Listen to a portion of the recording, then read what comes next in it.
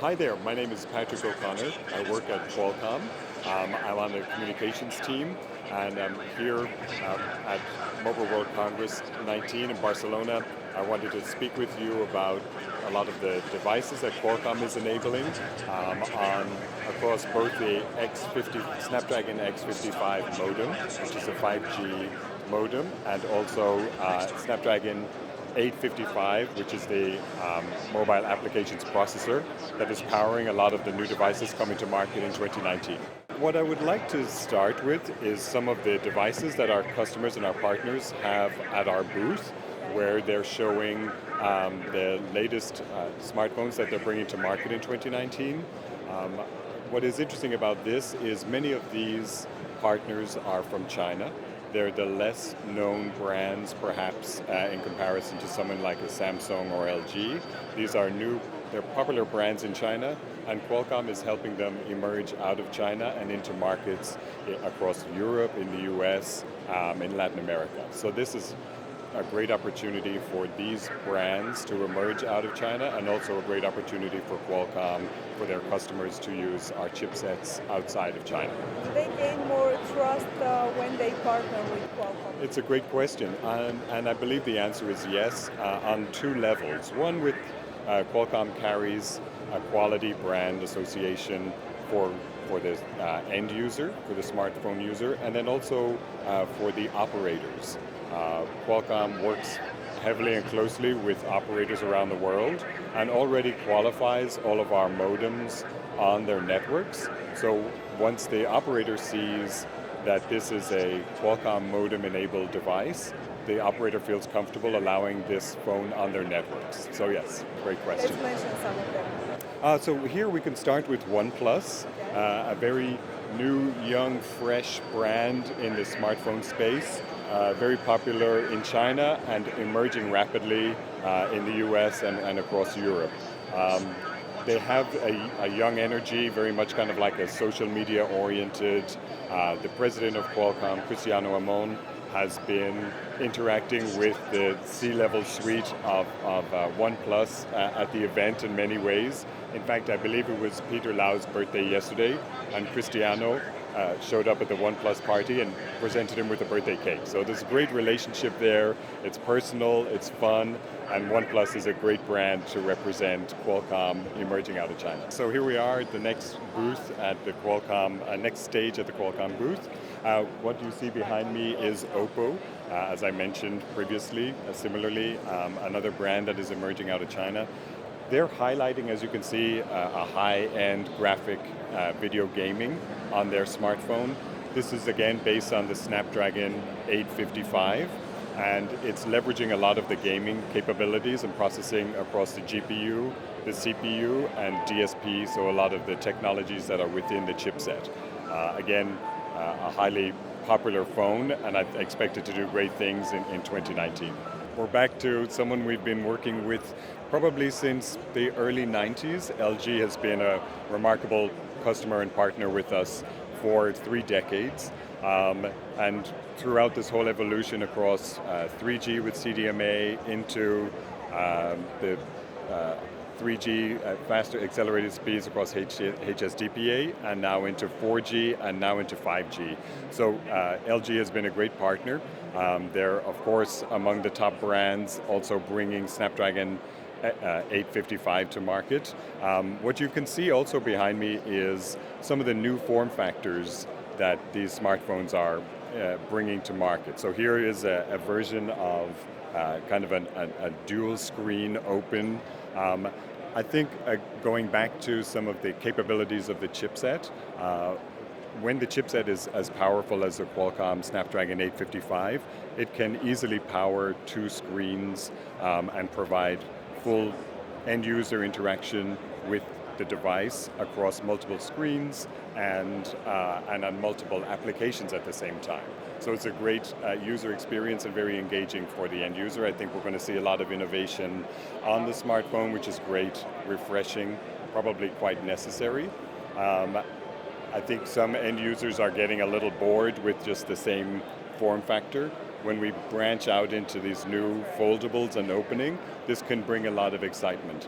One other thing I would just mention around the new form factors is with the introduction of 5G, media and experiences are going to come at us so much faster that we really need more real estate on our end user devices, and I think this is going to be some great use cases to see this happen.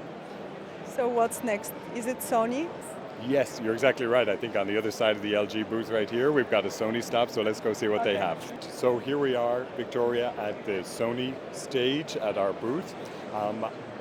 Going back to some of the use cases we were talking about for 5G and what this will enable, as you can see, the Sony device will also be a 5G device. One use case we like to reference is how an end user uses Spotify today is really you don't think about it. You go in there, you press play on your music, and it's there. Everywhere in any situation, either on Wi-Fi or on cellular. And it's become really, people don't think about it too much, they just press play and their music is there. We expect 5G to bring the same level of service of high quality video to the end user just as soon as they press play. So now, if you're in not a great type of network situation, you may not get high quality video. 5G, one of the services that we expect to bring, high quality video at 4K across the board where you won't even think about the network constraints. So we're excited to see that. And I think as an example, you can see the beautiful screen on the Sony device here that we expect will be very engaging for the end user to want to play on, consume media. So that's going to be quite exciting. So the majority of users think that it's too early for 5G enabled devices. What would you say about that? I would say 2019 we're going to see 5G devices across the board. So what we've already announced, Qualcomm at CES, we're expecting more than 30 5G enabled devices to be in the market in 2019, and I think Mobile World Congress is a great showcase for that. As I mentioned, the president of Qualcomm is very close with a lot of these manufacturers. He's participated in an Oppo launch event, Xiaomi launch event. He's hanging out with OnePlus, and all of these device manufacturers are bringing 5G to market this year unquestionably. Samsung was a great big event last week both in San Francisco and I believe in London. I think that's going to be very exciting. And I think it's not just the devices. I think what we can say is the devices is not where the bottleneck will be. Now we're also seeing that a lot of the operators are committing to 5G, and we expect them to be rolling out services as well. So 2019 is the target year. If I'll just say one more thing on that, is that we actually worked very closely with the ecosystem to move 5G up by an entire year. So the original launch date for 5G was 2020. We said that's too late, we don't need to wait that long. The modems are there, we worked with everybody in the ecosystem, and now we're already launching things a whole year earlier with 30 plus device manufacturers, 20 plus operators launching services. If you look back to when 4G was initially announced and rolled out, there were maybe 5 devices on very limited operators, entirely different view for 5G. So here are we with ZTE. Yes, remarkably still going. We have ZTE on the other side, Xiaomi.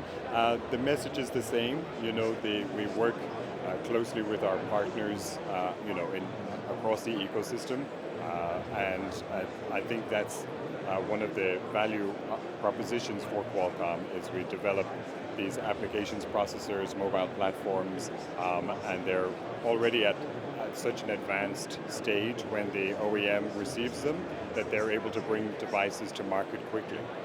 Yesterday we had an event here at the booth at 5 p.m. yesterday.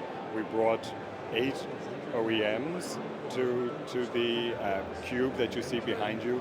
In addition, 20 operators, many of the infrastructure vendors, and again, Cristiano Amon, who is just everywhere at this event, he raised a glass, we celebrated with a glass of champagne to toast the arrival of 5G, and we were so proud to have so many of our partners at that event, and you can find that at Qualcomm.com/5G is here is the website if you wanted to look at that. Here we are at Xiaomi. We've made a number of stops along the Qualcomm booth. We're so proud to have all of the device manufacturers here as our partners. It's interesting how the partners look to differentiate for the smartphone end user.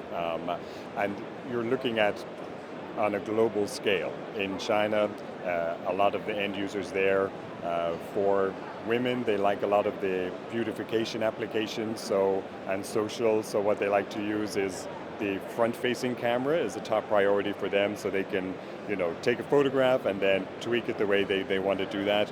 For others, gaming is very important. We work closely with some of our customers to increase the GPU speeds within the processor to make that a more attractive gameplay. For others, it's social media experiences or other consumption on the devices. What we provide is a chipset solution for the customers to adapt and tweak the way they need, but at the base of it all is the top speed connectivity and also high performance in a very low power profile, which allows the user to get at least a day, if not longer, while fully engaging in the device that they love the most these days and that they use constantly throughout the day. What you need at the end of the day is still just a little more battery life, and on Qualcomm Snapdragon mobile platforms, they're able to receive that. So. Okay, last question. Yes. When we come back to Barcelona next year, what are we going to talk about? I'm so tired from this year, I can't think of next year. Next year, let's see where these foldable phones go. I think that could be very interesting. I would expect 5G networks to be a little more mature. It'll start off with deployments in cities, and we expect it to expand out from there. So we're hoping to see broader coverage of 5G services. We're hoping to see more use cases. What we couldn't predict when 4G launched was how innovative on the platform application creators would be now that they had this kind of broad high-speed services. So you see Uber, for example, which leverages instant GPS and connectivity to call your car, services like Airbnb that we use primarily on our phones to book and travel on, all of the travel applications. So we're so excited to see what the innovative, creative folks on all the mobile platforms will bring when there's infinite connectivity. A lot of 5G will enable a lot of processing at the edge of the network. What we might see there is an increased usage of either XR or VR headsets, and I think that can be a very interesting use case where all of the processing doesn't need to be done here or on the head frame, but it can be done at the edge of the network and in the cloud and delivered instantaneously with low latency over 5G. So can't wait for 2020, but I got to finish 2019 first. See you next year then. Yes, exactly. Thanks very much. Very nice to speak with you. Thank you very much. Bye.